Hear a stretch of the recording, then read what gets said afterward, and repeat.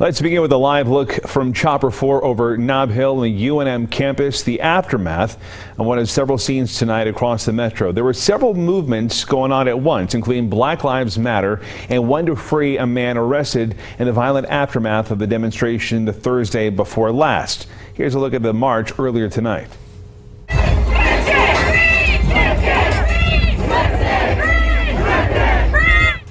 They're yelling, "Free Clifton." Clifton White was the man I was talking about who APD arrested. Our Megan Abundance will have that in just a few moments. But first, we're going to go to the duck pond there at UNM. Tommy Lopez joins us live. And Tommy, you were with protesters last night. What are you seeing tonight? Yeah, tonight we saw a really large group here at the UNM Duck Pond. For it was a very respectful yet emotion-filled vigil. Many have left. We want to show you what it looks like right now. Some people are still lighting some candles at this memorial. Hundreds came here. More than 500 people were here to listen to these speakers and to pay tribute to many of the lives that we've lost. We want to show you what it looked like earlier. So this is the memorial. Okay, this vigil is namely for Breonna Taylor, a black woman killed at the hands of Louisville police earlier this year. But it's also to honor many of the black lives lost at the hands of police and while in custody. And speakers came and gave really heart-filled speeches. They made pleas for change. They talked about the obstacles they face in their lives, what it means to be black in America today.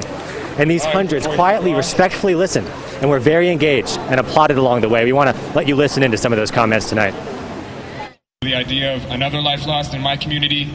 I'm terrified of the idea of losing my father. I have nightmares, you know. I started putting this together because the day after our first protest here in Albuquerque, I woke up and all I could think about was the thought of losing my father to this same violence that we fight against. Especially as a black woman,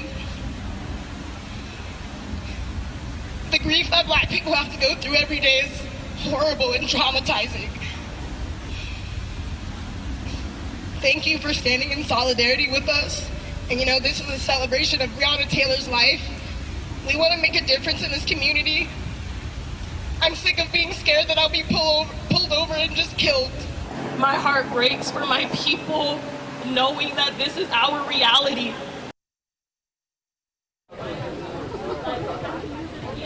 Yeah, so again, there were a lot of tears here tonight, and this audience listened the whole way for more than 2 hours out here at the UNM Duck Pond. They also said the name calmly of Breonna Taylor and of many of the other victims that are associated with this movement right now, including George Floyd. Said them aloud, and again, the candles painted a very beautiful scene here tonight. Back to you. All right, Tommy, thank you. And this was just one group tonight. Our Megan Abundance joins us live from a different spot here in the Duke City. So, Megan, where are you right now? Steve, unlike other nights we've seen this week, protesters are not taking to the streets of Central. This is actually what you're seeing is people leaving the duck pond and going home. We haven't heard of a protest taking over into the art lanes like we've seen other nights at this hour. Instead, Black Lives Matter events remained peaceful tonight, and they actually started pretty early in the evening, and it was actually a space for community to come together and reflect. It started around 5:30 at a Free Them All rally at the county courthouse. Protesters spoke about the amount of incarcerated people of color, COVID-19 concerns, violence and discrimination in prisons. Protesters also demanded they be able to see officers' badge numbers and what agency they are with. A couple dozen people marched 2 blocks south to Civic Plaza.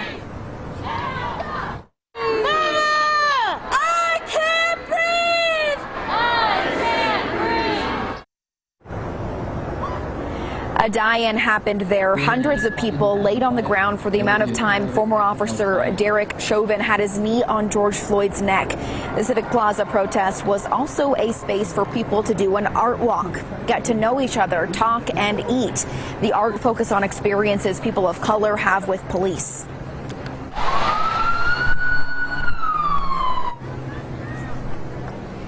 Then a march for the 7th night. The group this time walked up Lomas to UNM to meet for the Breonna Taylor vigil. Also different, a police officer was seen leading the crowd in their vehicle.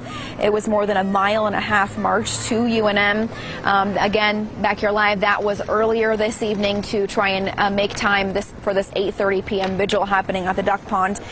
We also saw another group of protesters. It was a group of people from many different churches around Albuquerque. They said they stand with the protesters and were praying for their safety as well.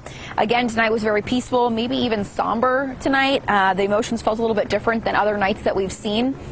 There is still a large crowd at the duck pond, but it looks like they are making their way home.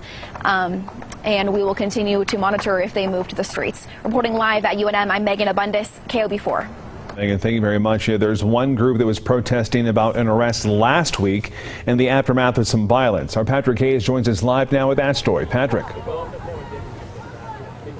Yeah, Steve, both at the protest and this vigil here at the duck pond, we saw posters saying "Free Clifton White." Now, Albuquerque police tell us that Clifton White was arrested for a probation violation after interfering with their investigation last Thursday. A spokesperson for APD says White showed up when officers were investigating some shots fired after a Black Lives Matter protest. Police say those shots were being fired from a silver Kia and pulled it over. They say White showed up to that scene. Eventually, officers left, but their helicopter continued to track the Kia. Around 1 o'clock in the morning, officers pulled that car over, which was then being driven by Clifton White. These were different officers, and it turned out to be Clifton White who was driving that car. He immediately was being obstructive with officers. He refused to identify himself. He refused to comply with commands of officers and was being really very unruly. Officers were just trying to be safe to determine if he had a weapon. And then once again, some of the other folks who showed up at those other two scenes showed up here, and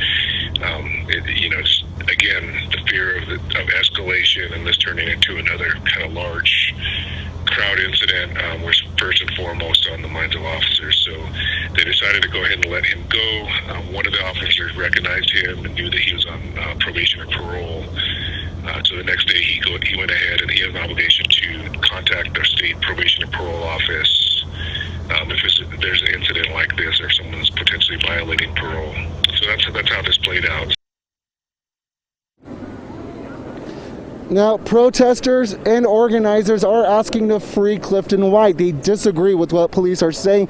They think this was some kind of retaliation. Police say this incident is now under investigation. Reporting live from UNM, Patrick Hayes, KOB4.